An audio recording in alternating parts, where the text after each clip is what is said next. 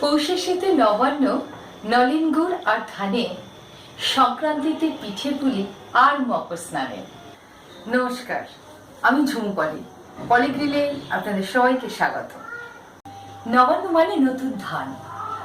ধান থেকে তৈরি হয় খই। সেই খইয়ের সাথে নলেন গুড় মিশিয়ে যেটা প্রস্তুত হয়, সেটা আমাদের সকলের ভীষণ ভীষণ প্রিয়।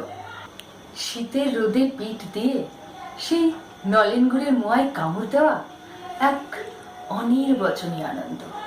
আসুন আজ দেখে নিই কিভাবে বানানো হয় সেই নলেন গুড়ের মোয়া। জগৎ বিখ্যাত মোয়া বানানোর জন্য আমি নিয়েছি কনকচুর ধানের খই, কনডেন্সড মিল্ক, নলেন গুড়, ঘি, কাজু, কিশমিশ, এলাচ গুঁড়ো।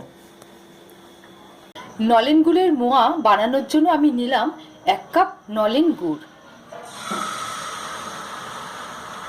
গুড়টা সামান্য জাল দিয়ে নিতে হবে।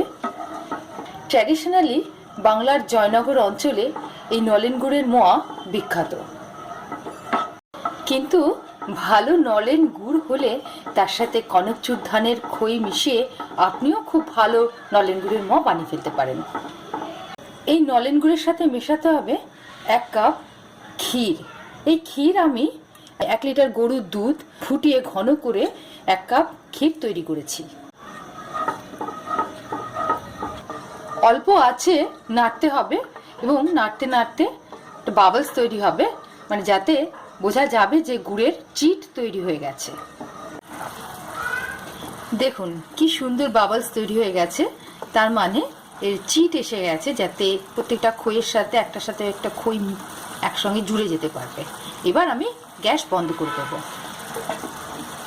গ্যাস বন্ধ করে দিয়ে 2 মিনিটের জন্য একে ঠান্ডা করতে দিতে হবে। এবার এর মধ্যে মিশিয়ে দেব সামান্য এলাচ গুঁড়ো, কুচনো কিশমিশ, কুচনো কাজু। ঠান্ডা হয়ে গেছে, এবার এর মধ্যে খুব সামান্য একটু ঘি মিশিয়ে দিতে হবে। এবার এর সাথে কনকচুর ধানের খই মিশিয়ে দিচ্ছি। আস্তে আস্তে করে খই ঢালতে হবে আর নেড়ে দিতে হবে।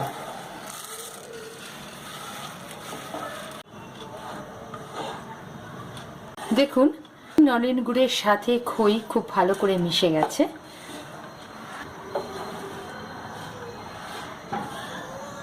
এবার হাতের তালুতে একটু ঘি মাখিয়ে নিয়ে মোয়াটা পাকিয়ে দিতে হবে।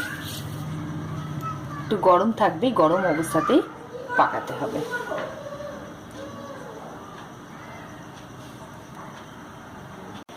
এইভাবে পাকিয়ে ব্যাস মোয়া কমপ্লিট। এবার এর মধ্যে একটা কিশমিশ সাজিয়ে দেব। কাজু দিয়েও সাজিয়ে দেওয়া যায়।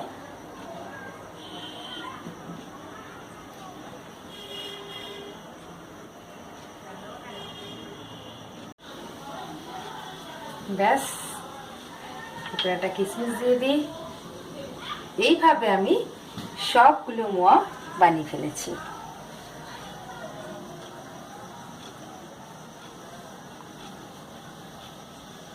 বাংলার নলেন গুড় একটা অত্যাশ্চর্য জিনিস। আমাদের সৌভাগ্য যে সেই নলেন গুড় দিয়ে এরকম সুস্বাদু জিনিস আমরা বানাতে পারি। কিন্তু তার সাথে দুর্ভাগ্য যে এই সুস্বাদু নলেন গুড়ের মোয়া থেকে পৃথিবীর অনেক মানুষই বঞ্চিত হন। এরকম আরো রেসিপি নিয়ে আপনাদের কাছে আবার ফিরে আসবো। ততক্ষণ পর্যন্ত বাই, টাটা।